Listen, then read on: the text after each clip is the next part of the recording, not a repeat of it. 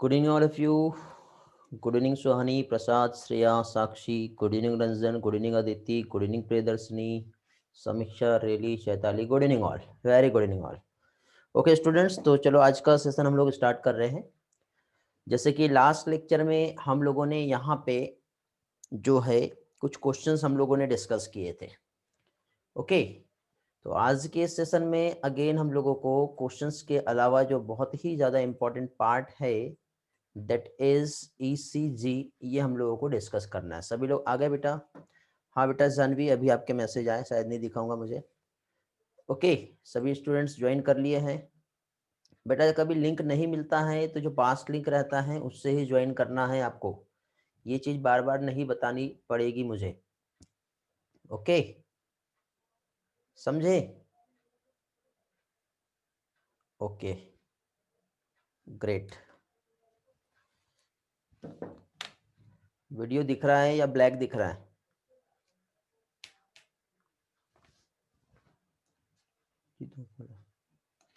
Black दिखाई दे रहा है। जस्ट वेट, प्रॉब्लम सॉल्व करना पड़ेगा। ओके, थोड़ा सा टेक्निकल इश्यूज चल रहा है, वेट करो, उसको सॉल्व कर लेते हैं हम लोग। देखिए, अभी आज के सेशन में हम लोगों को यहाँ पे जो स्टडी करना है वो है ईसीजी।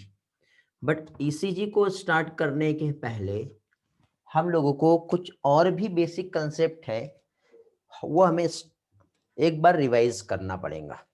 मीन्स हम लोगों ने दिवाली वेकेशन के पहले बहुत ही कुछ कंसेप्ट जो थे इम्पोर्टेंट, वो हम लोगों ने स्टडी किए थे। क्योंकि ईसीजी जो है इसमें हम लोगों को क्या चीज, स्पेशली एट्रिया कैसे कॉन्ट्रैक्ट होता है और ये हमें कैसे पता चलेगा, वेंट्रिकल कैसे कॉन्ट्रैक्ट होता है, और साथ ही साथ यहाँ पे कार्डियक साइकिल जो है, ठीक है, वो कैसे काम करती है। तो यदि मान लो कभी कार्डियक साइकिल काम नहीं करेगी, ठीक, या फिर हमारे हार्ट में कुछ डिफेक्ट हो गया, तो उसे हमें चेक करना है। यदि तो हम कैसे चेक करेंगे, तो उसके लिए यहाँ पे एक ग्राफिकल रिप्रेजेंटेशन होता है जिसे इलेक्ट्रोकार्डियोग्राम कहते हैं। उसकी हेल्प से हम यहाँ पे फाइंड कर सकते हैं। तो अभी यहाँ पे ईसीजी को समझने के पहले हम लोगों को यहाँ पे, जैसे कि फॉर एग्जांपल हम लोगों ने लास्ट टाइम जो देखे थे, जैसे कि सपोज हमने हार्ट का जो स्टडी किए थे, हार्ट में हम लोगों ने जो 4 चैम्बर्स का जो स्टडी किए थे, ओके, एट्रिया एंड वेंट्रिकल। तो ये 4 चैम्बर्स में हम लोगों ने हार्ट कॉन्ट्रैक्ट एंड रिलैक्स होता है, जिसके लिए यहाँ पे रिस्पॉन्सिबल होता है एक स्पेशल टाइप का मसल्स जिसे साइनोएट्रियल नोड कहते हैं। ठीक है, जिससे इंपल्स जो है वो पास होंगे, then heart contract and relax होगा। इस तरह से ब्लड पंप होता है। तो मसल सेल्स जो है, क्योंकि हार्ट की जो मसल्स है वो कार्डियक मसल्स होती है, तो ये कैसे कॉन्ट्रैक्ट होता है और कैसे रिलैक्स होता है, सबसे पहले हमें यहाँ पे ये समझना है।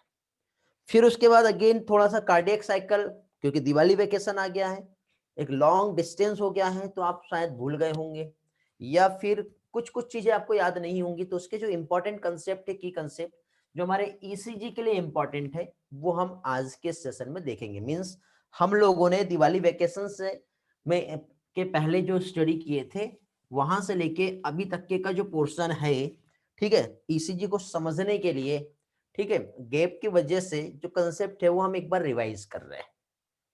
तो देखिए, सबसे पहले तो कोई भी एक मसल सेल कॉन्ट्रैक्ट हो रहा है, तो ये कॉन्ट्रैक्ट कैसे होगा? ठीक है, क्या कह रहा हूं मैं, यहां पे कोई भी एक मसल सेल जो है, और मसल सेल्स जो है कॉन्ट्रैक्ट क्यों हो रहा है और कैसे होता है कॉन्ट्रैक्ट, ये हम लोग देखेंगे। तो मसल्स की यदि हम बात करें, तो मसल्स जो है जनरली 3 टाइप की मसल्स होती है। एक जो हमारी ये जो स्केलेटल सिस्टम जो है, बोन्स, ठीक है, इसके साथ जो प्रेजेंट होती है, जिसकी वजह से हमारा ये हैंड मूव कर पा रहा है, जिसकी वजह से मैं यहाँ पर लिख पा रहा हूँ, तो ये जो है ये स्केलेटल मसल्स है। और ये स्केलेटल मसल्स कॉन्ट्रैक्ट होंगी तब जाके ही मैं इस तरह से इस मार्कर को उठा करके यहाँ पे इस तरह से प्रॉपर कोई भी कीवर्ड जो है राइट कर पा रहा हूँ। समझ रहे हो बेटा? तो एक मसल सेल जो कि हमारे स्केलेटल मसल्स होती है, लेकिन हमारे हार्ट में जो मसल्स होता है वो होता है कार्डियक मसल्स। ठीक है, क्या चीज? Cardiac muscles. तो अब देखिए इसी के साथ साथ अगेन एक और मसल्स होता है। अब देखो जैसे कि सपोज हम स्केलेटल मसल्स की हम बात करें, तो जो हमारे स्केलेटल सिस्टम में जो मसल्स होंगी वो स्केलेटल मसल्स कहलाएंगी, जिसमें कुछ इस तरह के स्ट्रिएशंस जो है ये देखने को मिलते हैं। इसी के साथ साथ एक स्मूथ मसल्स होती है। स्मूथ मसल्स हम देखेंगे तो स्मूथ मसल्स जो है कुछ इस तरह का स्ट्रक्चर होता है। ओके, लेकिन इसी के साथ साथ यदि हम कार्डियक मसल्स की हम बात करें तो कार्डियक मसल्स जो है उसमें कुछ इस तरह का ब्रांचिंग पैटर्न जो है प्रेजेंट होता है, और आपस में कार्डियक मसल्स जो है एक दूसरे के साथ क्या होती है? कनेक्ट होती है। तो इस तरह से एक ब्रांचिंग लाइक पैटर्न जो है कार्डियक मसल्स में देखने को मिलेगा। ओके, अब इस तरह से जो पैटर्न यहाँ पे जो देखने को मिल रहा है, तो इस तरह से दोनों भी जो कार्डियक मसल्स है आपस में इस तरह से एक डिस्क होती है। इस डिस्क को कहते हैं इंटरकैलेटेड डिस्क। क्या कहते हैं इसे? इंटरकैलेटेड डिस्क, जिसके थ्रू आपस में ये कनेक्ट होती है। अब ये जो इंटरकैलेटेड जो डिस्क आप लोगों को जो दिखाई दे रही है, इसमें स्पेशल टाइप का यदि हम देखें तो एक चैनल होता है यहाँ पे इस तरह से एक चैनल या ओपनिंग होती है, जिसमें दोनों भी जो सेल्स है, ठीक है, ये सेल्स है, ठीक है, तो ये सेल्स से आपस में इसका कनेक्शंस बना होगा। तो कनेक्शंस जो बना हुआ है तो इसमें इधर का साइटोप्लाज्म इधर आ सकता है और इधर का साइटोप्लाज्म इधर जा सकता है, मींस एक्सचेंज हो सकता है। तो इस टाइप के जो जंक्शंस को कहते हैं गैप जंक्शन, जो आपस में दोनों भी सेल के जो साइटोप्लाज्मिक एनवायरनमेंट है इसे कनेक्ट करके रखेगा। ये समझ में आ गया? ठीक है, तो अब देखिए, अब ये वाला पोर्शन जो है अब आप एनसीईआरटी में ढूंढ रहे हो तो आपको दिख नहीं रहा है कहां दिया है। बेटा ये एनसीईआरटी का जो एनाटॉमिकल वाला जो पोर्शन है, organization, structural organization in animal, उस चैप्टर में इसका थोड़ा सा इंट्रोडक्टिव पार्ट वहां पे दिया हुआ है। बट हम यहाँ पे पढ़ रहे हैं क्यों? क्योंकि अभी हम कार्डियक मसल्स, कार्डियोलॉजी हम स्टडी कर रहे हैं, हार्ट का रिलेशन स्टडी कर रहे हैं, तो ये सारा पोर्शन हम लोगों को यहाँ पे मालूम होना चाहिए। ठीक है, तो इस तरह से अब यदि इस कार्डियक मसल्स की हम बात करें तो हमारा जैसे कि हमारा हार्ट है, ठीक है, अब थोड़ा सा इस तरह से समझाने के लिए बना रहा हूं। ये हमारा हार्ट, और हार्ट का ये जो हो गया हमारा ये 4 चेम्बर, ठीक है। अब ये जो 4 चेम्बर्स है तो कंप्लीट हार्ट में इस तरह से, अब देखो मैं इस तरह से ब्रांच वाइज नहीं बनाऊंगा, एक एक मसल्स जो है, एक एक सेल्स इस तरह से यहां पे मैं ड्रॉ कर रहा हूं, ठीक है, ताकि आपको इजीली समझ में आ जाए। ठीक है, क्योंकि मेन यहाँ पे देखिए ये जो हार्ट में सबसे ज्यादा जो पोर्शन होता है वो मायोकार्डियम का होता है। ठीक है, अब वो कॉन्ट्रैक्ट होता है तब जाके हार्ट अपने पास से ब्लड को पंप कर सकता है। तो अब देखिए ये मसल्स हैं, और ये जो मसल्स है मीन्स ये सेल्स हैं, जिसमें आपस में ये इस तरह से एक दूसरे के साथ कनेक्टेड है। लेकिन इसी में एक सेल ऐसा होता है यहां पर जो क्या होगा, मॉडिफाइड हो जाता है। यहां पे एक स्पेशल बंडल होता है सेल का, जो क्या होता है, मॉडिफाई हो जाता है, और ये जो मॉडिफाइड स्ट्रक्चर ये जो सेल्स का रहता है इसे कहते हैं साइनोएट्रियल नोड। तो इसमें देखिए सबसे पहले हम लोग कंडक्शन कैसे हो रहा है वो हम समझेंगे, तब हमें कॉन्ट्रैक्शन समझेगा। ठीक है, फिर कंडक्शन के साथ ही साथ, वीडियो पॉज हो गया क्या? हाँ दिखाई दे रहा है ना, कोई प्रॉब्लम तो नहीं आ रहा वीडियो में? हेलो, जस्ट वेट, मैं इसे स्पॉटलाइट पे ऐड कर देता हूं तो प्रॉब्लम नहीं आएगा। Just wait. हाँ,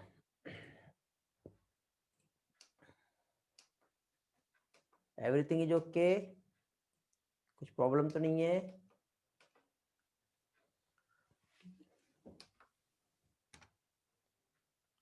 हाँ अभी सारी चीजें सही हैं।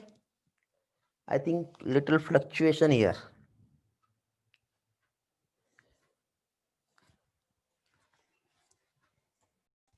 तो देखिए क्या देख रहे हैं हम लोग यहाँ पर, हम लोग यहाँ पर जो कंसेप्ट समझ रहे हैं, मींस यहाँ पे एक स्पेशल मसल्स का बंडल यहाँ पे जो हो गया जिसे साइनोएट्रियल नोड कहते हैं।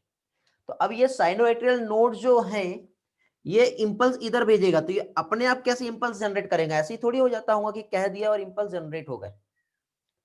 ओके तो देखिए जनरली इंपल्स पहले जनरेट कैसे होते हैं और कोई भी मसल्स कॉन्ट्रैक्ट कैसे होता है उस कंसेप्ट को समझते हैं।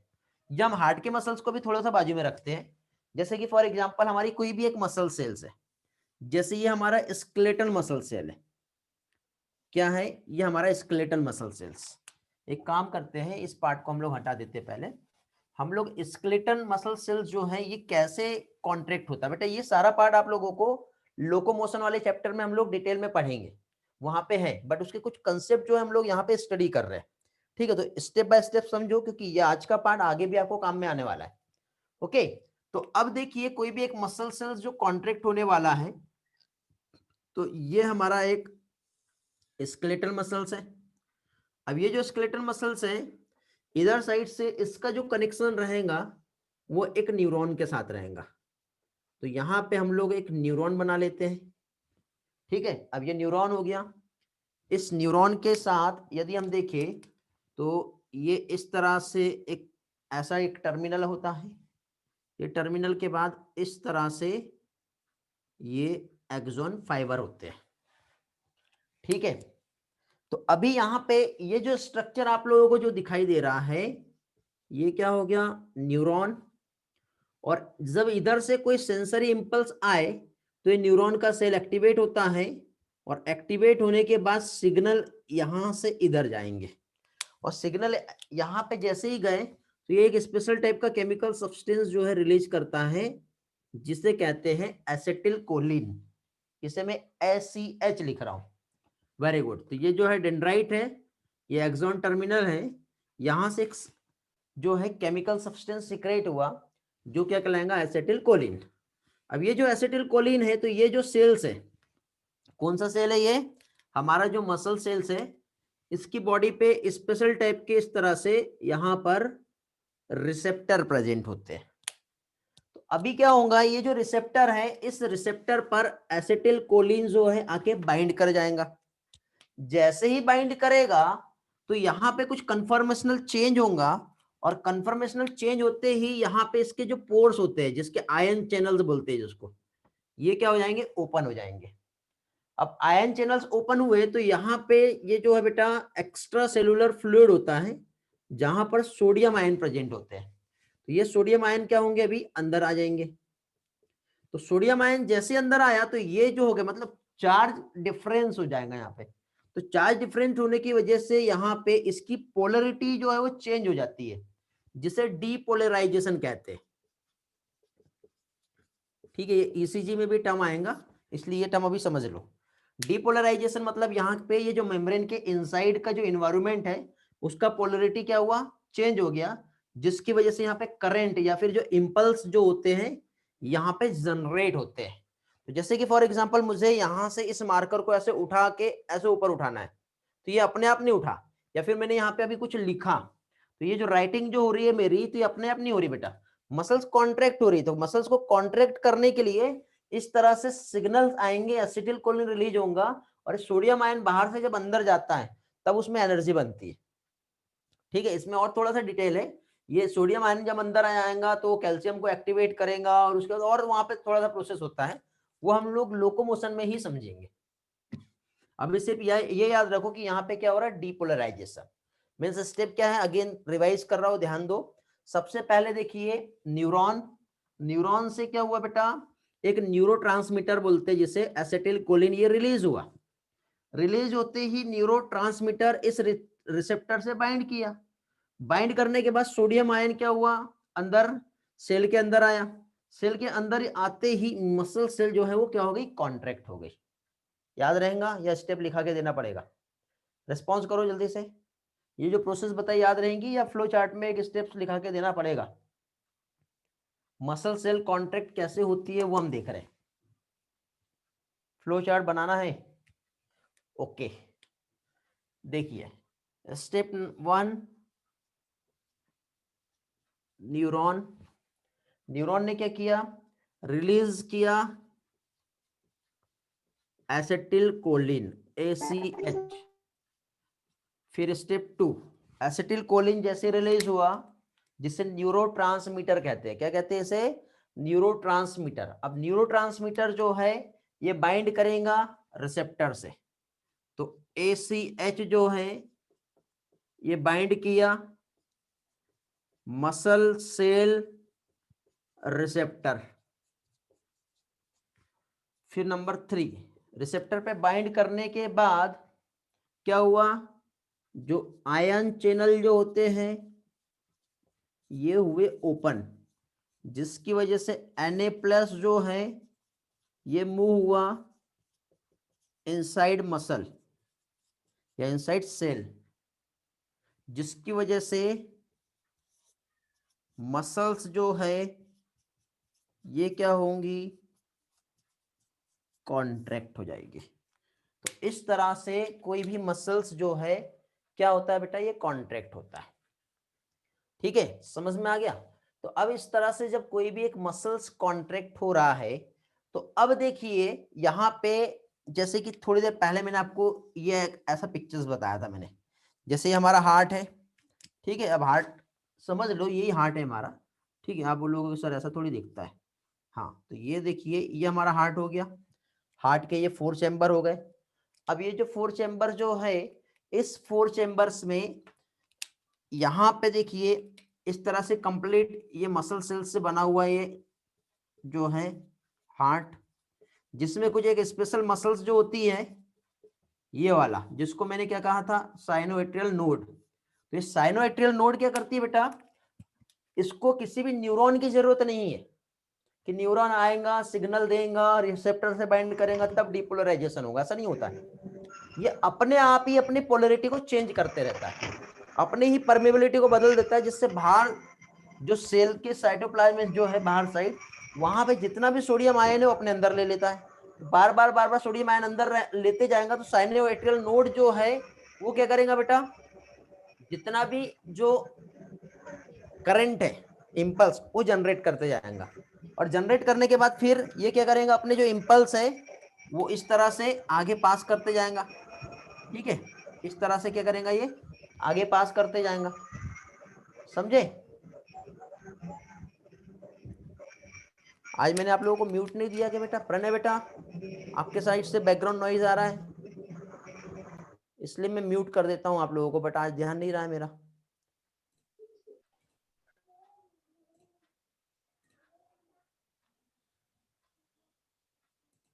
ओके, अभी प्रॉब्लम नहीं होगा।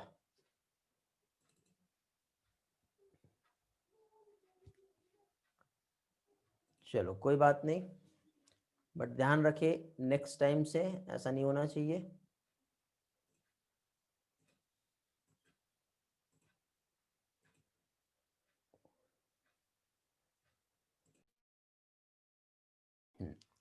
तो देखिए यहाँ पे हम लोग क्या देख रहे थे बेटा, साइनोएट्रियल नोड्स जो हैं ये ऑटो एक्साइटेबल सेल्स होती है, खुद से ये एक्साइटेड हो रहा है, और खुद से एक्साइटेड कैसे हो पा रहा है, ये अपनी परमेबिलिटी को क्या कर सकता है, ये चेंज कर सकता है, और चेंज करने की वजह से इंपल्स जो है ये आगे पास करेगा। ठीक है, तो इस तरह से अब क्या होगा, ये इंपल्स जैसे जैसे आगे पास होंगे, तो सबसे पहले एट्रिया, वहां पे इंपल्स गए, एट्रिया के पास गए तो एट्रिया कॉन्ट्रैक्ट करेगा, फिर वेंट्रिकल के पास जाएगा तो फिर क्या होगा, वेंट्रिकल कॉन्ट्रैक्ट करेगा।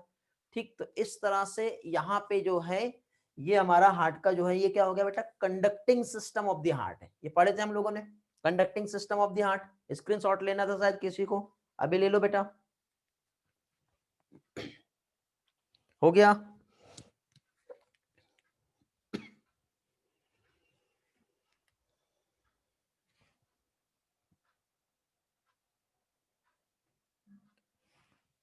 ओके, तो इंपल्स जो है साइनोएट्रियल नोड, साइनोएट्रियल नोड जो है कहां भेजेगा बेटा, एवी नोड के पास। फिर ये एवी नोड जो है इस तरह से यहाँ पे बंडल ऑफ हिस आता है, जो 2 अलग अलग बंडल ब्रांच में डिवाइड होता है, और आगे चल के परकिंजे फाइबर।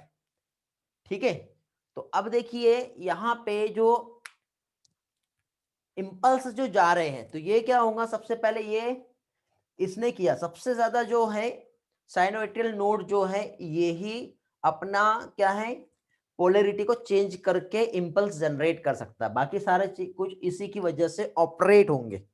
ठीक, चलो आगे बढ़ते हैं। अब इस तरह से जब ये सारा प्रोसेस हुआ तो इसके बाद क्या होगा बेटा, हार्ट जो है वो कॉन्ट्रैक्ट होगा। अब हार्ट जब यहां पे कॉन्ट्रैक्ट हो रहा है तो कॉन्ट्रैक्ट की वजह से क्या करेगा, ब्लड को पंप करेगा। अब ब्लड की जो पंपिंग यहां पे जो हो रही है, ठीक है, तो सबसे पहले देखिए यदि हम यहां पर देखें तो ये क्या हो गया, ये एट्रिया हो गया, दोनों भी एट्रिया। उसके बाद ये जो है ये दोनों भी वेंट्रिकल हो गए।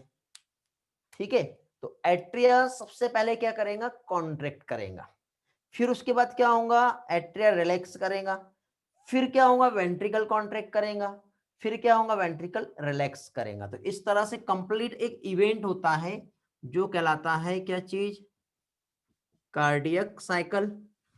ठीक है, अल्टरनेटिव कॉन्ट्रैक्शंस एंड रिलैक्सेशन, जिसमें सबसे पहले जो होगा क्या चीज, एट्रियल कॉन्ट्रैक्शन, फिर एट्रियल कॉन्ट्रैक्शन के बाद फिर क्या होगा बेटा, मींस एट्रियल सिस्टोल कहते हैं, जैसे आपने इसके पहले भी स्टडी किए हो, जो कि 0.1 सेकेंड का होता है। फिर एट्रियल कॉन्ट्रैक्ट के बाद क्या होगा, एट्रियल डायस्टोल।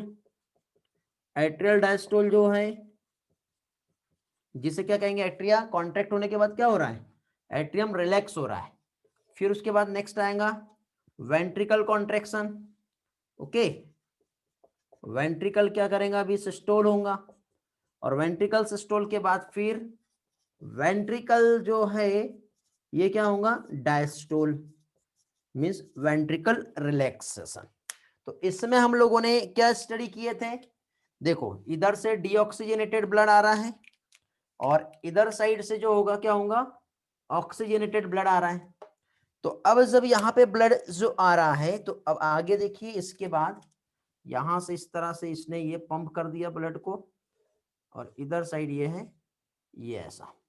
तो अभी देखिए जब यहां से ब्लड आ रहा है तो ये फिल हो रहा है, ये एट्रिया जैसे ही फिल हो गया कंप्लीटली, ठीक, तो ये फिल होने के पहले यहाँ पे क्या होता है बेटा, यहाँ पे एक वॉल्व है, यहाँ पे एक वॉल्व है, यहाँ पे एक वॉल्व है, और यहाँ पर ये सारी की सारी वॉल्व अभी क्या रहेंगी, क्लोज होती है। ठीक है, सारी की सारी वॉल्व जो रहेंगी वो क्या रहेंगी, क्लोज रहेगी, और दोनों भी एट्रिया जो है इसमें क्या होगा, अभी ब्लड फिल होगा। और जैसे ही एट्रिया में ब्लड फिल होता है तो यहां से अब एक क्या आएगा, प्रेशर आएगा। अब देखो जैसे कि सपोज ये एक वॉल्व है और इधर से जब ऐसा प्रेशर आएगा तो ये प्रेशर धक्का मार रहा है, धक्का मारेगा तो ऐसा ओपन हो जाएगा, जिसकी वजह से आगे बढ़ जाएगा। समझ रहे हो ना, तो इसी तरह से होता है। तो ये जैसे फिल होता है तो फिल होने के बाद ये जो वॉल्व यहाँ पे प्रेजेंट है ये क्या होंगी, ओपन हो जाएंगी। लेकिन इसके ओपन होने के पहले यहाँ पे कुछ अमाउंट में ब्लड, इतना ब्लड ऑलरेडी यहाँ पे पहले से रहता है। ठीक है, ऑलरेडी कुछ अमाउंट में जो ब्लड है यहाँ पर पहले से प्रेजेंट होता है। ठीक है, तो सबसे पहले एट्रिया फिल हुआ, एट्रिया फिल होने की वजह से प्रेशर आया, प्रेशर होने की वजह से क्या हुआ बेटा, बाइकस्पिड और ट्राइकस्पिड वॉल्व जो है ये ओपन हो जाएंगी। बाइकस्पिड और ट्राइकस्पिड वॉल्व ओपन हुई तो उसके बाद फिर इतना जो ब्लड है 70 ml ब्लड जो है, ठीक है, इतना ब्लड जो है वो क्या होगा, अभी कहां से, हमारे इस एट्रिया से इधर आ गया। अब इसके बाद देखो ये सारा प्रोसेस जब हुआ तो इस प्रोसेस के बाद अभी इसी टाइम पे जो हमारी पेसमेकर सेल जो है, साइनोएट्रियल नोड, इसने इलेक्ट्रिक इंपल्स जनरेट किए और एट्रिया तक के क्या किया, उसने पंपिंग कर दिया। तो अब एट्रिया क्या होंगी, कॉन्ट्रैक्ट होंगी। तो सिग्नल गए, सिग्नल कहां गए, इस एट्रियम में गए, सिग्नल कहां गए, इधर गए, सिग्नल कहां गए, इधर गए। तो अब एट्रिया कॉन्ट्रैक्ट करेगा। अब जब जैसे ही एट्रिया कॉन्ट्रैक्ट करता है तो यहां से ब्लड का फ्लो और बढ़ गया। तो जितना भी देखो, जितना फोर्स से ब्लड आ रहा था वो तो आ ही रहा था, लेकिन जो कुछ अमाउंट में ब्लड नहीं आ रहा था वो भी एक्स्ट्रा का ब्लड जो है अब यहाँ पे क्या होगा, ये वेंट्रिकल में आ जाएगा, और वेंट्रिकल में इस तरह से जो है ये फिलिंग हो गई। ठीक, तो अभी यहाँ पे ये फर्स्ट प्रोसेस हो रही है, कौन सी हो रही है बेटा, एट्रियल कॉन्ट्रैक्शंस, एट्रियल सिस्टोल, जो कितनी देर का होता है, 0.1 सेकेंड का होता है। ठीक है, फिर एट्रिया कॉन्ट्रैक्ट होने के बाद अब एट्रिया रिलैक्स होगा, देन वेंट्रिकल क्या होगा, कॉन्ट्रैक्ट होगा। तो वेंट्रिकल अब कॉन्ट्रैक्ट होगा तो अब ब्लड पंप करेगा। तो वेंट्रिकल जब कॉन्ट्रैक्ट हो रहा है, ठीक है, तो वेंट्रिकल जब कॉन्ट्रैक्ट होगा तो यहां पे क्या होगा आप ही बताइए। वेंट्रिकल फोर्स से ब्लड भेजेगा, तो फोर्स से भेजेगा तो यहां पे वापस जा सकता है, तो इमीडिएटली बाइकस्पिड और ट्राइकस्पिड वॉल्व को क्या करना पड़ेगा, क्लोज करना पड़ेगा। ठीक है, देन वेंट्रिकल कॉन्ट्रैक्शन से वेंट्रिकल से जो ब्लड है वो एक तो हमारे लंग्स में और दूसरा हमारे बॉडी में क्या होगा, पास हो जाता है। ठीक है, तो वेंट्रिकल कॉन्ट्रैक्शन हो गया मींस वेंट्रिकुलर सिस्टोल। अभी वेंट्रिकल रिलैक्स होगा तो रिलैक्स होने की वजह से ये ब्लड रिटर्न बैक आ सकता है, इसलिए यहां पे एक वॉल्व होती है जिसे कहते हैं सेमिलुनर वॉल्व, जो कि क्या होंगी, इमीडिएटली क्लोज हो जाती है। ठीक है, तो इस तरह से यदि हम कार्डियक साइकिल देखें तो एक कंप्लीट कार्डियक साइकिल में एट्रिया और वेंट्रिकल कॉन्ट्रैक्ट हो रहे हैं और रिलैक्स हो रहे हैं। तो इस तरह से इसको एट्रियल सिस्टोल एंड डायस्टोल कहते हैं, जिसका ड्यूरेशन जो होता है कार्डियक साइकिल का 0.8 सेकेंड का होता है। कितना होता है बेटा, 0.8 सेकेंड। तो यहां पे देखो ये एक कार्डियक साइकिल जो है इसको 1 बीट कहते हैं। ठीक है, आप देखना यदि आपके यहाँ पे हार्ट में ऐसा आप सुनोगे, ठीक है, आप खुद का नहीं सुनोगे, किसी केस में जब आप इस तरह से सुनोगे तो आपको लपटप ठक ठक ठक ठक ठक ठक ऐसी आवाज आती है। ठीक है, रेली क्लास में है क्या बेटा, रिस्पॉन्स करो। तो यहां पे देखिए ये जो कार्डियक साइकिल जो है ये जो हो रही है, कॉन्ट्रैक्ट रिलैक्स कॉन्ट्रैक्ट रिलैक्स, और इसमें से जो साउंड जो आ रहा है तो वो कंप्लीट एक जो प्रोसेस हो रही है जिसमें atria systole and diastole, ventricle systole and diastole, ये सारे इवेंट को कहते हैं 1 बीट। रेली आपके लास्ट क्वेश्चन का डाउट था आपका, ये अच्छे से भी क्लियर करवा रहा हूं। ठीक है, तो ये होता है 1 बीट जो कितनी देर का होता है, 0.8 सेकेंड का होता है। तो यदि हम 1 मिनट में देखें तो 1 मिनट में कितने होते हैं बेटा, 60 सेकेंड होते हैं। तो 60 सेकेंड में यदि देखें तो एक बीट 0.8 सेकेंड का होता है, तो 60 सेकेंड में 70 से लेके 75 बीट जो है 1 मिनट में होती है। ठीक है, समझ में आ रहा है। तो इस तरह से ये हमारा बीट होता है। अब कार्डियक साइकिल का स्टेप्स हम समझेंगे। तो कार्डियक साइकिल के स्टेप्स हम देखें तो यहां पे देखिए एक तो एट्रिया कॉन्ट्रैक्ट कर रहा है फिर रिलैक्स हो रहा है, फिर वेंट्रिकल कॉन्ट्रैक्ट कर रहा है फिर रिलैक्स हो रहा है। तो इसको मैं इस तरह से बना लेता हूं। ठीक है, यहां पे यदि हम देखें तो ये जो कंप्लीट जो इवेंट है यहां से लेके यहां तक के ये हो गया 0.4 सेकेंड। ठीक है, इतना। इसके बाद फिर ये वाला जो है ये 0.1 है और ये जो है 0.3 में से कंप्लीट 0.4 हो जाएगा। समझ में आ रहा है। तो देखो ये वाला जो स्टेज है इसमें एट्रिया और वेंट्रिकल दोनों भी रिलैक्स स्टेट में रहेगा, जिसको कॉमनली हम क्या कहते हैं, ज्वाइंट डायस्टोल। क्या कहते हैं इसे बेटा, ज्वाइंट डायस्टोल। और जब ज्वाइंट डायस्टोल जब स्टेज जब रहेगी तो ये इस तरह से, जैसे मैंने ये हार्ट का जो डायग्राम बनाया, तो इसमें देखिए इधर से और इधर से जो ब्लड आ रहा है तो ये फिल हुआ। ठीक है, एट्रिया भी रिलैक्स स्टेट में है, वेंट्रिकल भी रिलैक्स स्टेट में है, स्मॉल अमाउंट में यहाँ पे पहले से ब्लड है और ये फिल होने के बाद फिर ब्लड यहां से इधर आएगा। तो ये ज्वाइंट डायस्टोल वाली स्टेज है। ठीक है, जिसमें bicuspid tricuspid valve semilunar valve सारी की सारी क्या रहेंगी, क्लोज। ठीक, और इस टाइम पे जब ब्लड का फ्लो इधर होगा तो ये जो ब्लड का फ्लो है किसी भी टाइप की एनर्जी लग रही है वहां पे नहीं, तो यहां पे पैसिवली वेंट्रिकल फिलिंग हो रही है। ज्वाइंट डायस्टोल में कोई भी एनर्जी नहीं लग रहा है, पैसिव वेंट्रिकल फिलिंग। ब्लड जो वेंट्रिकल में जो जा रहा है विदाउट एनर्जी से जा रहा है तो उसे क्या कहेंगे, पैसिव वेंट्रिकल फिलिंग। फिर इसके बाद अब ये इवेंट के बाद यहां पे आ गया, मतलब एट्रिया सिर्फ 0.1 सेकेंड के लिए ही कॉन्ट्रैक्ट कर रहा है, मींस यहां पे आते ही अब क्या हो गया, एट्रिया जो है ये कॉन्ट्रैक्ट करेगा।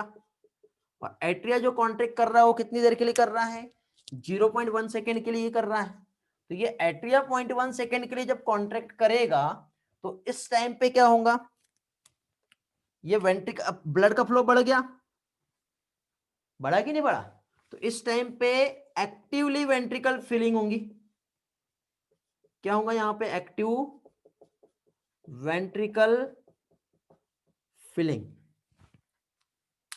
समझे, एक्टिवली वेंट्रिकल जो है ये क्या करेगा, फिल करेगा।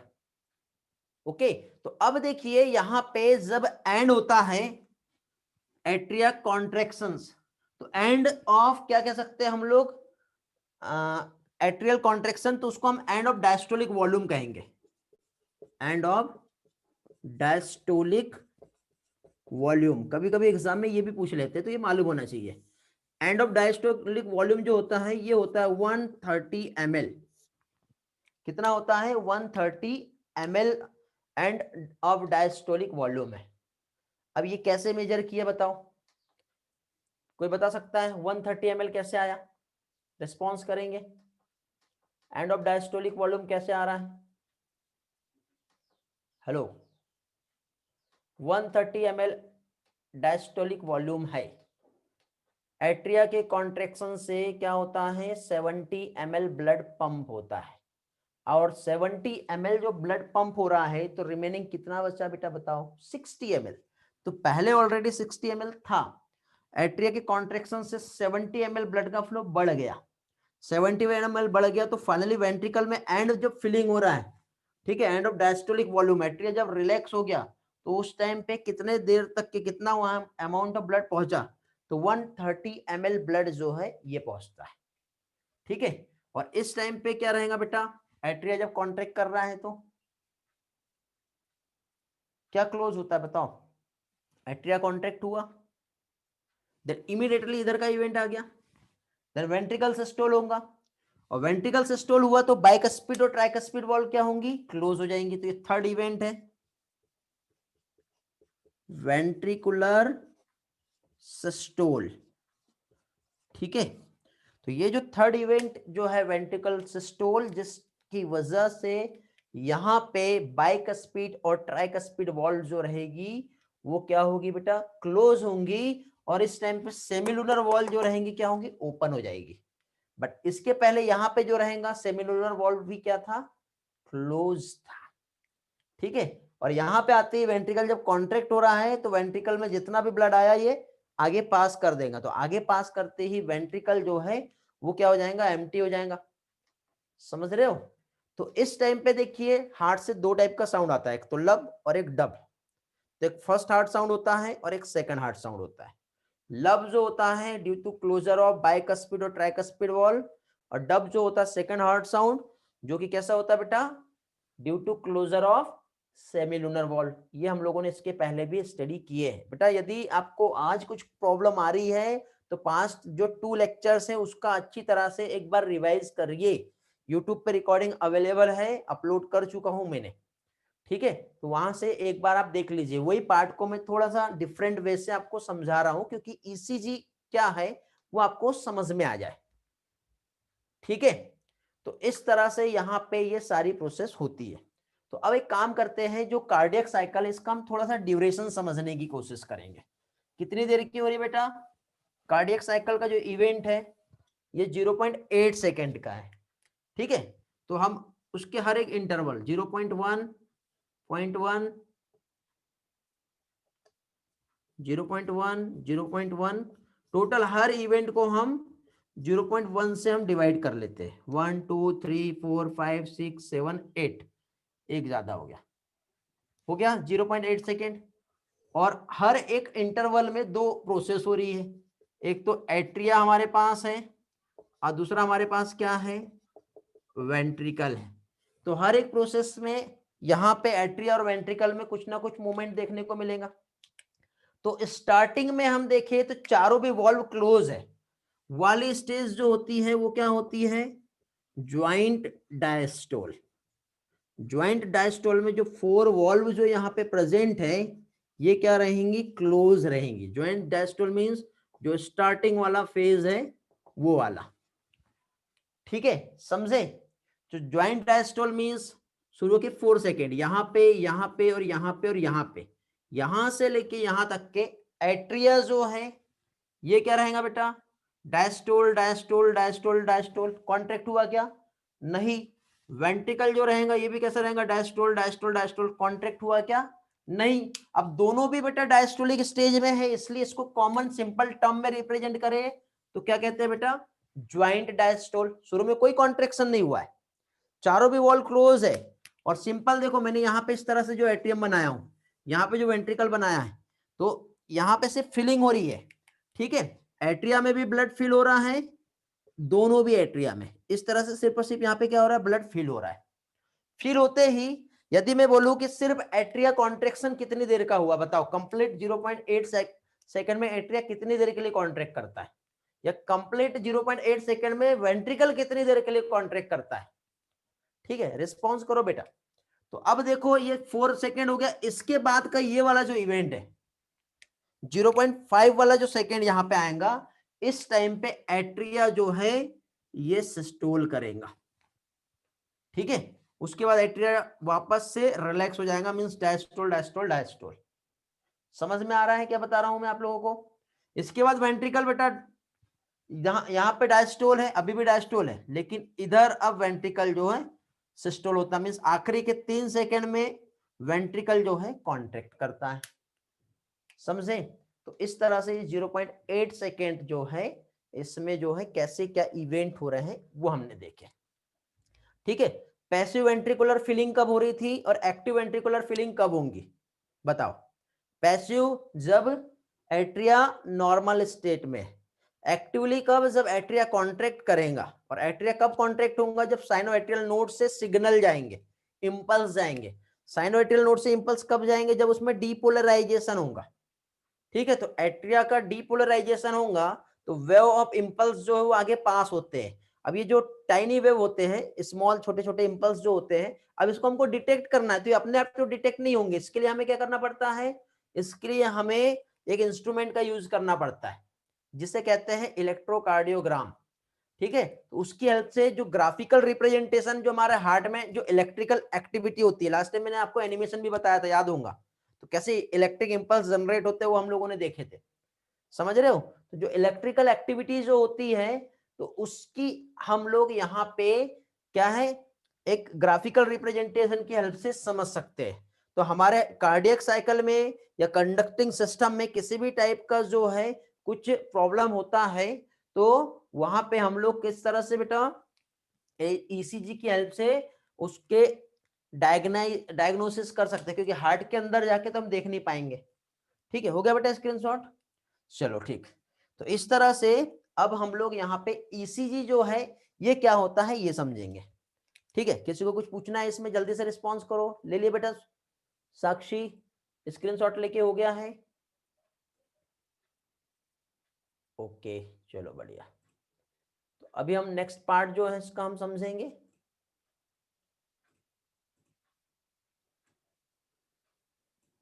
नहीं हुआ सुहानी, बाकी लोग तो ले लिए, लो बेटा जल्दी लो।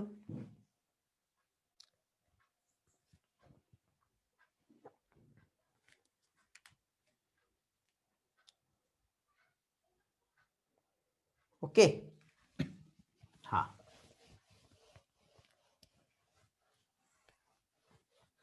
तो अभी देखिए यहां पे इसी कंसेप्ट में हम देखेंगे कि पहली चीज तो ईसीजी जो है इसका फुल फॉर्म क्या है। तो ईसीजी के जनरली 2 टर्म आते हैं बेटा, एक तो इलेक्ट्रोकार्डियोग्राम होता है और एक इलेक्ट्रोकार्डियोग्राफ होता है। मैक्सिमम स्टूडेंट यहाँ पे कंफ्यूज होते हैं और एग्जाम में गलती कर सकते हैं।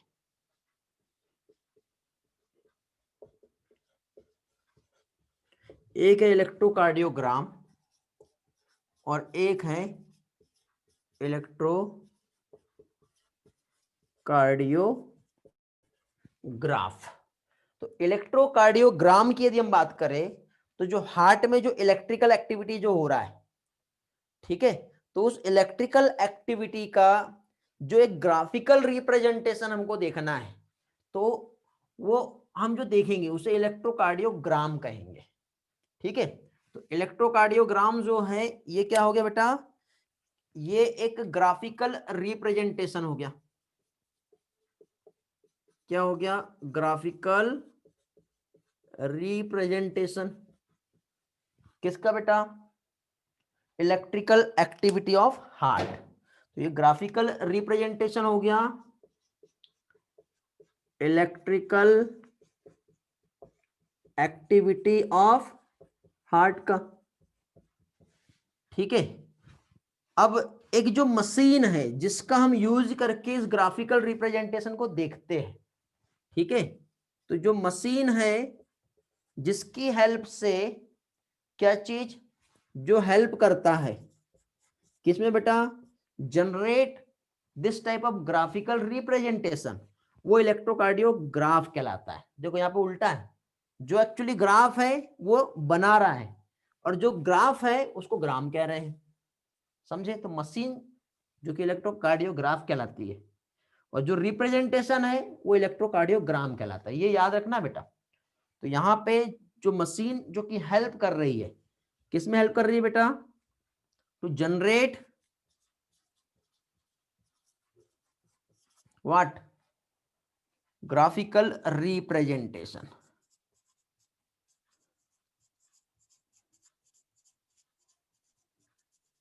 जो क्या कहलाएगा, इलेक्ट्रोकार्डियोग्राफ। इतना समझ में आ गया, क्लियर हो गया। तो अब देखिए हार्ट की इलेक्ट्रिकल एक्टिविटी को हम एक बार समझेंगे कैसे हो रही है, उसके बाद फिर ईसीजी काम कैसे करता है वो हम देखेंगे और इसमें कौन कौन सी वेव आती है वो हम समझेंगे। एक छोटा सा पार्ट है बेटा, लेकिन इस छोटे से पार्ट को आप एनसीईआरटी की 4 लाइन 2 पैराग्राफ देख के पढ़ लोगे तो आप भूल जाओगे, ठीक है। और ईसीजी सिर्फ वहीं तक के नहीं है, ईसीजी हमारा कंडक्टिंग सिस्टम से स्टार्ट होता है, कार्डियक साइकिल और सारी चीजों का रोल आता है वहां पे, तब हमें ईसीजी समझता है। तो अब हम हार्ट की जो इलेक्ट्रिकल एक्टिविटी है उसको हम समझेंगे। कंसेप्ट को बेटा समझना है, रटना नहीं है, पहले मैं समझा रहा हूं आपको। तो अब देखिए यहाँ पे ये जो पार्ट है, यदि हम इसमें देखें तो पहली चीज तो बेटा देखिए जैसे कि इलेक्ट्रिकल एक्टिविटी जो हार्ट की है वो कैसे होंगी।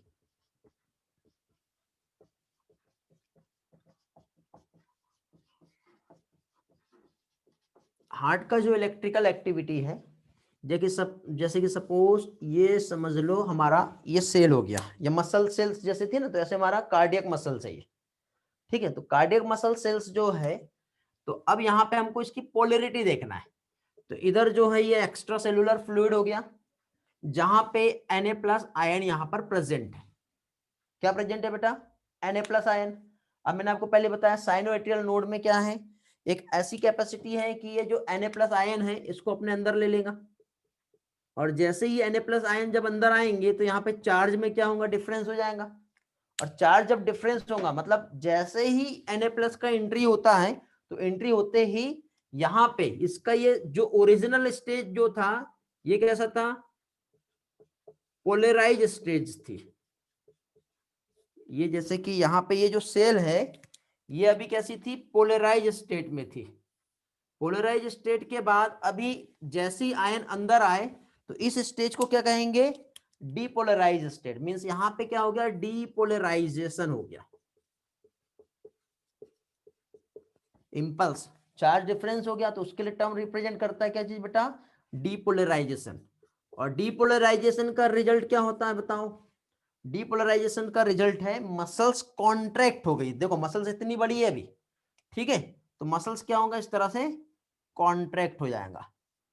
तो मसल्स क्या हुआ, कॉन्ट्रैक्ट हो गया। अभी यहाँ पे जगह नहीं थी इसलिए छोटा बनाया हूं, ठीक है, ये भी इतना बड़ा ही आएगा सेम एज इट इज। तो यहाँ पे क्या हुआ बेटा, इस तरह से ये प्रोसेस हो रही है, ठीक है, इस तरह से यहाँ पे मसल्स कॉन्ट्रैक्ट हो रहा है। अब मसल्स को रिलैक्स होना है, तो यही मसल्स में देखो क्या होगा, इसके अंदर जो K+ आयन जो होंगे उसको हमको बाहर निकालना पड़ेगा। तो K+ आयन बाहर निकाल देंगे तो मसल्स जो है ये क्या होंगे, रिलैक्स हो जाएगी। तो रिलैक्स को क्या कहेंगे, रीपोलराइजेशन। सिर्फ 2 टर्म आपको समझना है, रीपोलराइजेशन और डीपोलराइजेशन में डिफरेंस क्या होता है, ठीक है। रीपोलराइजेशन मींस क्या होता है बेटा, पोटेशियम आयन बाहर गए तो मसल्स का परमिबिलिटी फिर से चेंज हुआ, तो यहाँ पे जो चार्ज डिफरेंस जो है वो वापस से वैसे के वैसे ही हो गया। ठीक है, तो क्या हो जाएगा, रिपोलराइजेशन। सिर्फ दो टर्म समझना है, यदि ये समझा तो अब आपको ईसीजी समझेगा ईसीजी में क्या हो रहा है। तो इलेक्ट्रिकल एक्टिविटी हम देख रहे हैं हार्ट की, तो इसमें जनरली 4 टाइप के इवेंट हो रहे हैं। ठीक है, ये वाला समझ में आ गया? हेलो, रिस्पॉन्स करो। ये समझा ना, रिपोलराइजेशन डिपोलराइजेशन क्या होता है, क्लियर हुआ?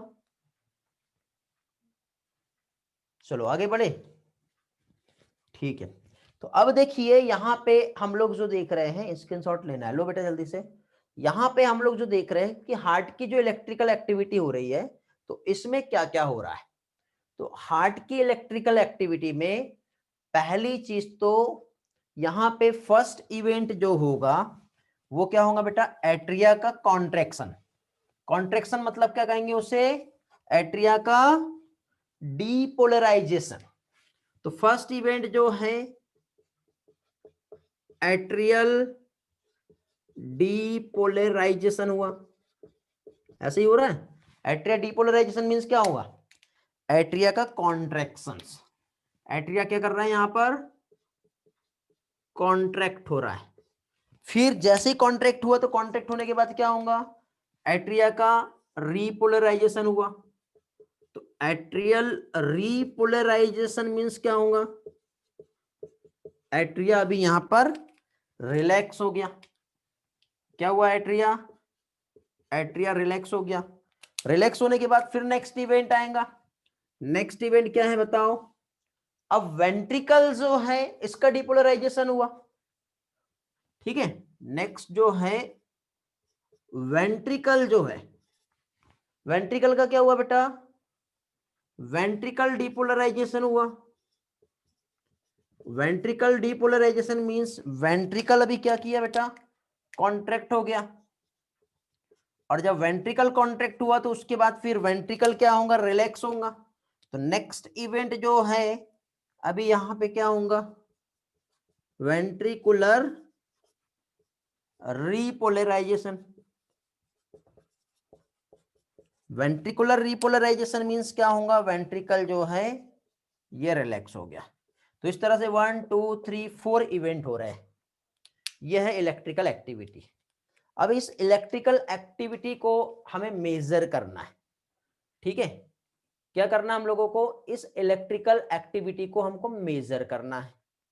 तो कैसे मेजर करेंगे, तो इसको मेजर करने के लिए जनरली क्या है बेटा, कुछ इलेक्ट्रोड होते हैं, जैसे लीड कहते हैं। क्या कहते हैं, लीड। तो कुछ इलेक्ट्रोड होते हैं जो कनेक्ट करने होते हैं हमारे एक तो चेस्ट रीजन से। ठीक है, चेस्ट रीजन के साथ ही साथ जो हमारे क्या कह सकते हैं, जैसे हमारा जो लेग्स जो है, हैंड्स जो है और चेस्ट, ठीक, आर्म्स जो होता है, तो यहाँ पे कनेक्ट करने होते हैं। अब कनेक्ट करने के पहले क्या होता है कि स्पेशल टाइप का जो जेल है वो अप्लाई किया जाता है, क्योंकि वो इंपल्स बहुत ही माइन्यूट से होते हैं, मिली वोल्ट में आते हैं। तो उसको डिटेक्ट करने के लिए पहले जेल अप्लाई किया जाता है, और जेल अप्लाई करने के बाद फिर क्या होगा, वो इलेक्ट्रोड जब कनेक्ट होंगे तो इलेक्ट्रोड जो है, जब हार्ट की इलेक्ट्रिकल एक्टिविटी हुई तो वो इलेक्ट्रोड उस इंपल्स को डिटेक्ट करते हैं। डिटेक्ट करने के बाद फिर वो एक सिग्नल बनाते हैं जिसको स्पेशल टाइप की वेव कहते हैं। तो यहाँ पे जो इलेक्ट्रिकल एक्टिविटीज जो होती है बेटा, जो इलेक्ट्रिक करंट प्रोड्यूस हो रहा है, कब, जब कार्डियक मसल्स एक्साइट होंगी, ऐसे कॉन्ट्रैक्ट होंगी और रिलैक्स होंगी, तो इलेक्ट्रिक करंट जो है वो प्रोड्यूस हुआ, जनरेट हुआ। तो जनरेट होने के लिए ये क्या होता है, वो जो इलेक्ट्रोड जो होते हैं वो एक स्पेशल टाइप की ऐसे वेव वहां पे बनती है, उसको डिटेक्ट करते हैं। तो डिटेक्ट करने की वजह से फिर हमको एक ग्राफ के थ्रू उसका एक आउटपुट, एक रिप्रेजेंटेशन हमें देते हैं। तो नॉर्मल ईसीजी जो है, इसमें जो वेव यहाँ पे बनेगी, ठीक है, हमने लीड को कनेक्ट किए, कनेक्ट करने के बाद जो ईसीजी जो है, इसमें नंबर 1 एक तो पी वेव ये होती है। ठीक है, एक इसके बाद एक आता है क्यू आर एस कॉम्प्लेक्स, क्योंकि एक सिंगल नहीं है, ये क्यू है, आर और एस है, 3 तरीके का है, कॉम्प्लेक्स है। और लास्ट में आता है टी वेव। इसकी हेल्प से जो वेव जो डिटेक्ट होंगी, तो जिसका ग्राफ जो है आपने देखे होंगे, मैंने इंट्रोडक्शन में बताया था। ठीक है, सबसे पहले पी वेव का बनेगा, फिर क्यू आर एस का बनता है, फिर आगे चल के टी वेव का बनता है। इस तरह से ग्राफ बनता है। ठीक है, थोड़ी देर के बाद मैं उसको कंप्लीट इसमें समझा रहा हूं कैसे होता है। ठीक, तो यहाँ पे ये जो सारी वेव है ये किस चीज को रिप्रेजेंट करती है वो हम लोग यहाँ पर देखेंगे। तो नॉर्मल ईसीजी में क्या क्या कंटेन होता है बेटा, एक पी वेव होता है, क्यूआरएस वेव होता है और एक टी वेव होता है। इतना पार्ट समझ में आ गया? यहाँ पे जो भी पार्ट समझाए ये क्लियर हो गया? रिस्पॉन्स करो जल्दी से, फिर हम आगे बढ़ते हैं।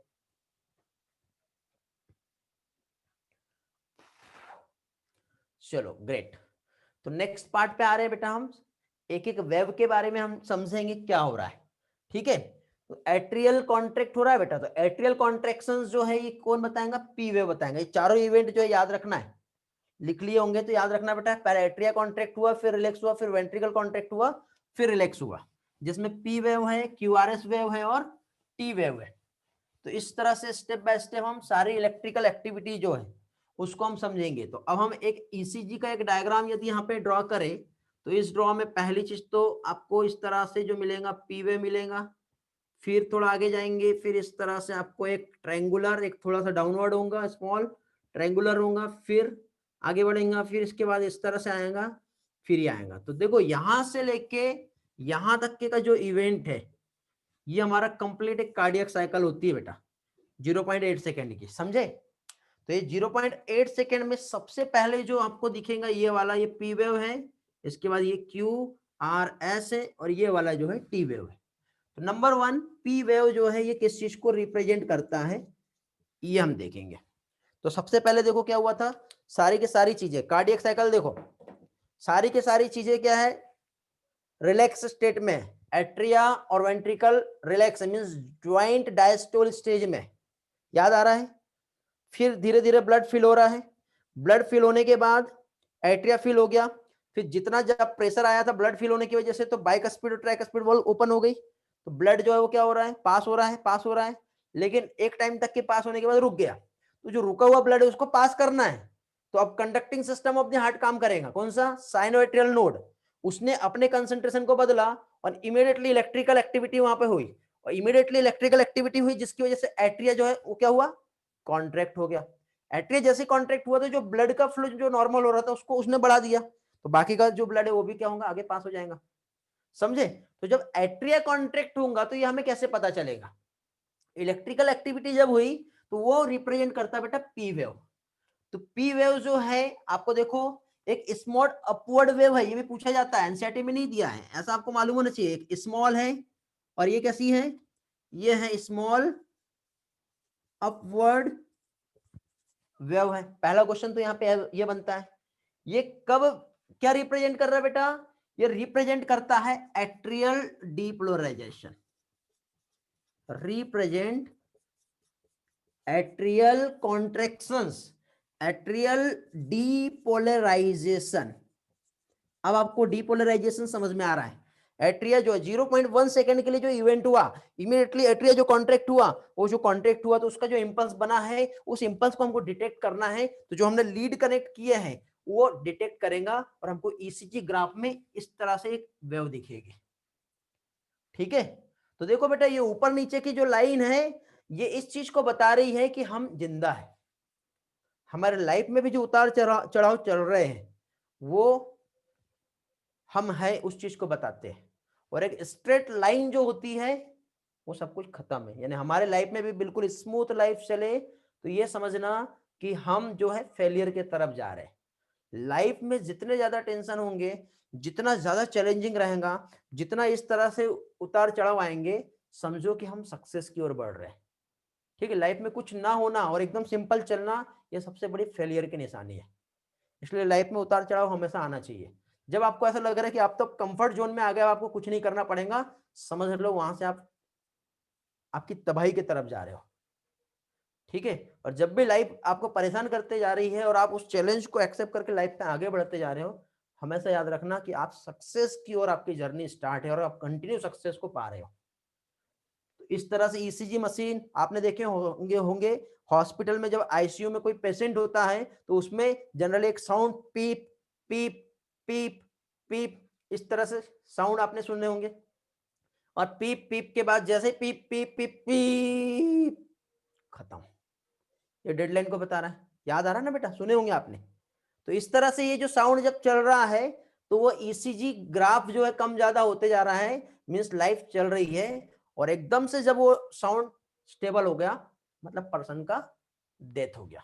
तो वही चीज आज हम यहाँ पे पढ़ रहे हैं। तो इसमें पहली जो वेव होती है वो कौन सी वेव है बेटा? P wave. और पी वेव जो है ये किस चीज को रिप्रेजेंट कर रहा है? एट्रिया के कॉन्ट्रैक्शंस को। दोनों भी एट्रिया बेटा जब कॉन्ट्रैक्ट हो रहा है तो उसका जो रिप्रेजेंटेशन है हमें पी वेव से मिलेगा। ठीक है, समझ में आ गया पी वेव का रोल क्या है, क्या रिलेशन है? हाँ, स्क्रीनशॉट लेना है ले लो बेटा। अब हम लोग क्यू आर एस वेव पे चलेंगे। ये कैसे काम करती है ये हम देखेंगे।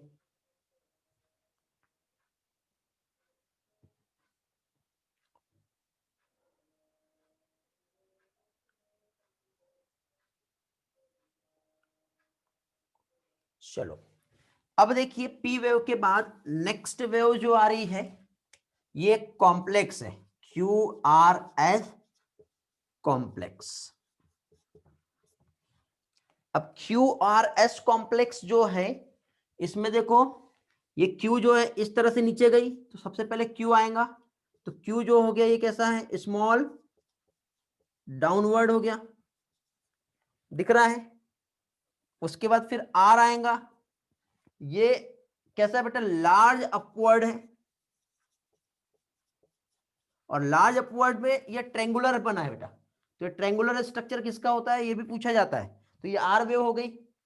और एस जो है अगेन क्या होगा बेटा? स्मॉल डाउनवर्ड वेव हो गई। ठीक है, इतना समझा। अब ये किस चीज को रिप्रेजेंट कर रहा है? तो क्यू आर एस कॉम्प्लेक्स जो है ये रिप्रेजेंट करता है किस चीज को बेटा? Ventricular depolarization. क्या चीज? Depolarization of ventricle. अब आप बोलोगे सर ये क्या हो गया? हमने पहले पढ़े कि एट्रिया कॉन्ट्रैक्ट हुआ, फिर एट्रिया रिलैक्स हुआ तो वेंट्रिकल कॉन्ट्रैक्ट हुआ। तो एट्रिया का कॉन्ट्रैक्शन तो हमने पढ़ लिए, वेंट्रिकल का कॉन्ट्रैक्शन भी हमने पढ़ लिए। रिलैक्सेशन ईसीजी नहीं बताता है क्या? बताता है ना। इसके बाद एक और वेव है टी वेव, लेकिन टी वेव सिर्फ और सिर्फ वेंट्रिकल के रिलैक्सेशन को ही बताता है। एट्रिया का रिलैक्सेशन गया?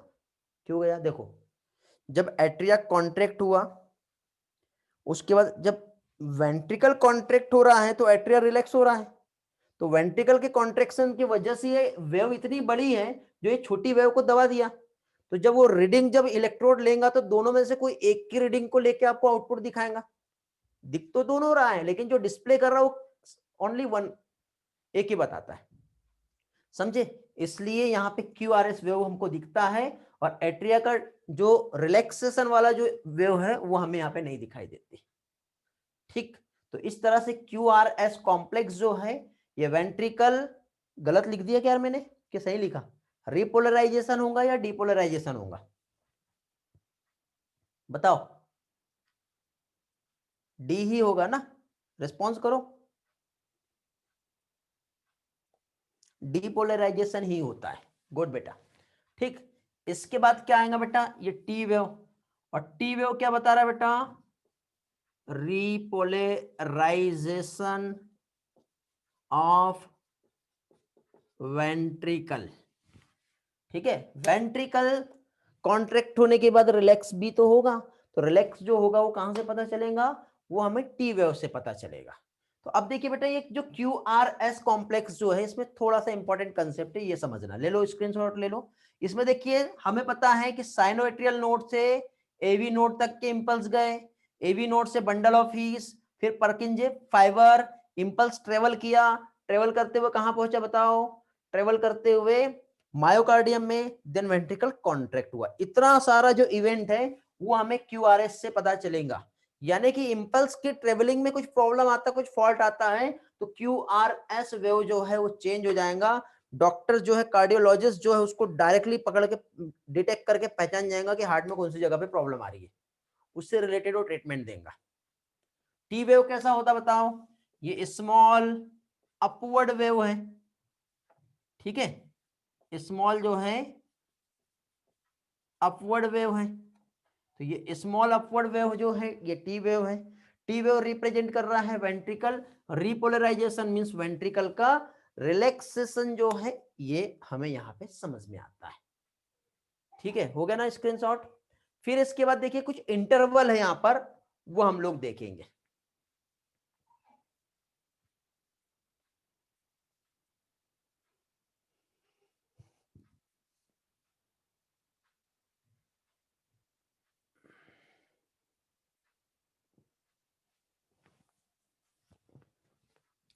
ओके, अब देखिए जो एनसीईआरटी में नहीं है, थोड़ा सा इंपॉर्टेंट है। देखो हमें मालूम है कि पी वेव इतना ही होता है, कभी कभी इतना हो गया तो क्या हमारा हार्ट सही काम कर रहा है? नहीं, इसको बोलते हैं इनलार्जमेंट ऑफ पी वेव। अब पी वेव में किसी भी तरह का इनलार्जमेंट हो गया तो ये किस चीज को बताएगा? एट्रिया का इनलार्जमेंट हो गया। एट्रिया इनलार्जमेंट हो गया मींस कुछ तो भी यहाँ पे एट्रिया में फॉल्ट आ गया है, तो पी वेव का enlargement means enlargement of atria, ये चीज याद रखना है। ओके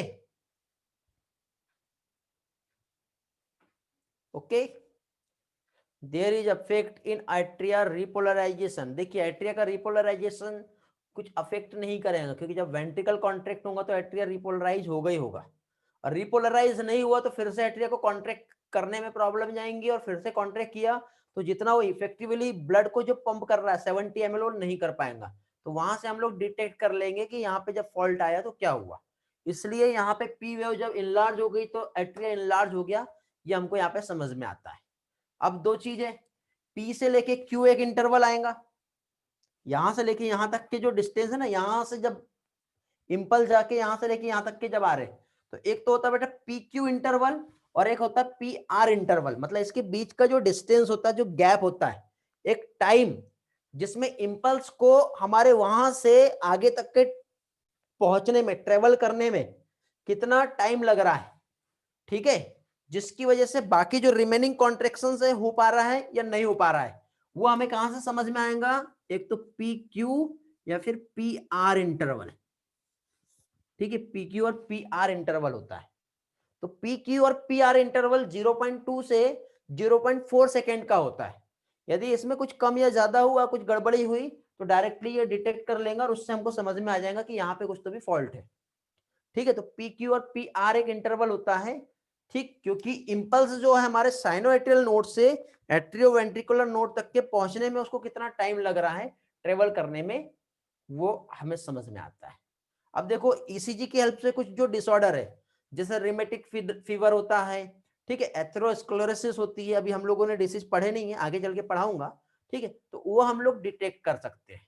जैसे कि फॉर एग्जांपल क्या चीज, जो कोरोनरी आर्टरी डिसीज है, एंजिना पेक्टोरिस है, ठीक है, आर्टेरोस्क्लेरोसिस है, उसी के साथ साथ एथेरोस्क्लेरोसिस हो गया, कार्डियक अरेस्ट होता है, हार्ट फेलियर होता है, उसी के साथ हार्ट अटैक जो होता है, तो ये सारे डिसीज को हमको डिटेक्ट करना है, तो ये ईसीजी की हेल्प से हम उस डिसीज को फाइंड कर सकते हैं। अब कैसे फाइंड कर सकते हैं, तो सारा तो नहीं, लेकिन मैं 2-3 एग्जांपल्स जो है आप लोगों के साथ शेयर करूंगा। ये वाला पार्ट ओके है तो हम आगे बढ़ते हैं। ठीक है, ऑलमोस्ट टाइम हो गया है बेटा, 2 से 3 मिनट, जिसमें मैं आपको एक जो डिसीज है ईसीजी की हेल्प से कैसे हम डिटेक्ट करेंगे वो समझाऊंगा। चलो ग्रेट, आगे का नेक्स्ट पार्ट जो है बहुत ही इंपॉर्टेंट है, याद रखना है आपको। वैसे हमारे एनसीईआरटी में नहीं दिया, बट मेरे अकॉर्डिंग बेटा 2 से लेकर 10% जो है इंपॉर्टेंट है, आप चाहो तो उसको छोड़ सकते हो, ठीक, जितना एनसीईआरटी में दिया उतना पढ़ो, बेटर है। तो यहाँ पे देखिए ड्यूरिंग कोई एक डिसीज हम देख रहे हैं, अब ड्यूरिंग पहली चीज तो एक रूमेटिक फीवर हो गया, ठीक है, या फिर क्या कह सकते हैं एथेरोस्क्लेरोसिस हो गया,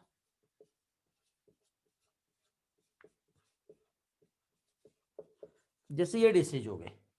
अब ये डिसीज होने की वजह से जो थोड़ी देर पहले मैंने आपको पी आर इंटरवल बताया था 2 से लेके 4 सेकेंड का होता है, तो ये जो पी आर इंटरवल जो है इसमें क्या होगा बेटा, चेंजेस आ जाएगा, मींस पी आर इंटरवल का लेंथ जो है ये क्या होगा बेटा, इंक्रीज हो जाएगा। ठीक है, क्यों? क्योंकि एट्रिया और एवी नोड में इन्फ्लामेशन आ गया है, और इन्फ्लामेशन आने की वजह से अब ऑब्वियसली इन्फ्लामेशन आ गया तो स्वेलिंग आ गई, स्वेलिंग आ गई तो वो जो इंटरवल है वो क्या हो रहा है, टाइम लेगा ना पहुंचने में। ठीक, तो due to inflammation of atria और एवी नोड,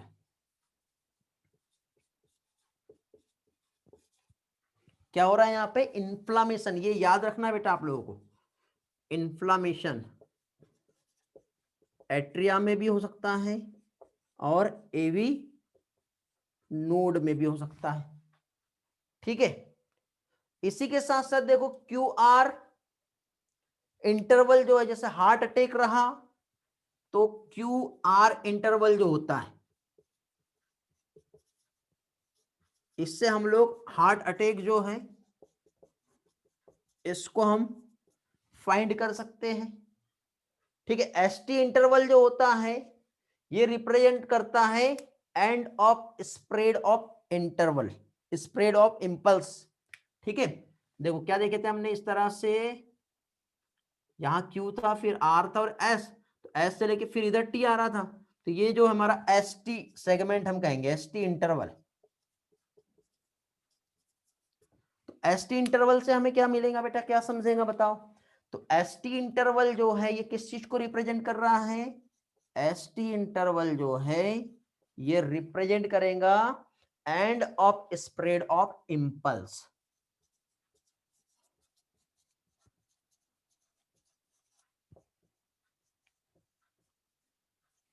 ओके, और लास्ट पॉइंट जो कि हमारा टी वेव है, ये भी तो इंपॉर्टेंट है ना, इसको क्यों बोलेंगे हम। टी वेव की हम बात करें तो टी वेव कभी कभी फ्लैट हो जाती है, ये ऐसा ना जाकर के सीधा हो गया, तो यदि फ्लैट हो गया तो क्या होगा बेटा, जब हमारा हार्ट प्रॉपर अमाउंट में जो क्या है, मतलब ऑक्सीजन को यदि रिसीव नहीं कर पा रहा है तो उस टाइम पे टी वेव फ्लैट हो जाएगी। ये हम आगे चल के देखेंगे बेटा, जब मसल्स को प्रॉपर ऑक्सीजन नहीं मिलता है तो क्या होता है। तो हार्ट मसल्स जो है क्या होगा बेटा, व्हेन हार्ट मसल्स, ठीक है, क्या कर रहा है, रिसीव इनसफिशिएंट ऑक्सीजन। क्या कर रहा है बेटा, यहां पे हार्ट मसल्स जो है प्रॉपर अमाउंट में ऑक्सीजन जो है वो क्या चीज रिसीव नहीं कर पा रहा है।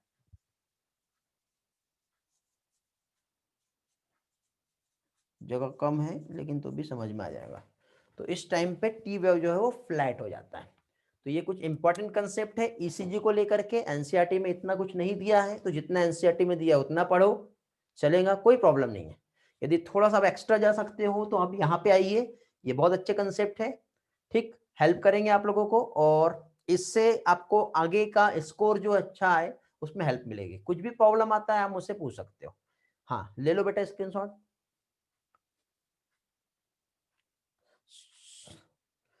ओके, आई होप आज का लेक्चर आपको अच्छी तरह से समझ में आया होगा। ईसीजी क्या है, जो गलतफहमी में थे आप, एनसीईआरटी में जितना दिया है, या कई लोगों को एनसीईआरटी से भी नहीं समझ में आता है, बट आज के इस लेक्चर में आपको एनसीईआरटी और हर पार्ट एक एक चीज अच्छे से क्लियर हो गई होगी। क्लियर हुआ बेटा? इफ यस तो आगे का जो भी पोर्शन है हम नेक्स्ट लेक्चर में कंटिन्यू करेंगे। आज का लेक्चर जो है हम यहीं पे कंप्लीट करते हैं, क्योंकि आपका नेक्स्ट लेक्चर का टाइम हो चुका है।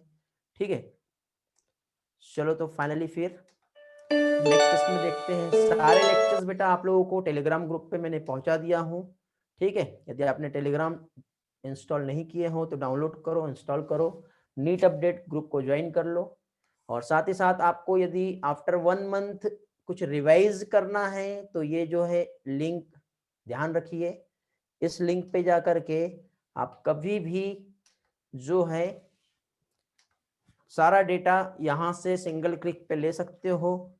और सारा आपको बेटा एक प्लेलिस्ट एक ही जगह पे मिलेगा, जहाँ पे notes, study material, all video lectures यहाँ पे मिल जाएंगे। यहाँ से आप बहुत अच्छी तरह से स्टडी कर सकते हो। चलो तो फिर एंड करते हैं आज का class. Thank you, thanks for joining, bye bye, मिलते हैं फिर नेक्स्ट लेक्चर में।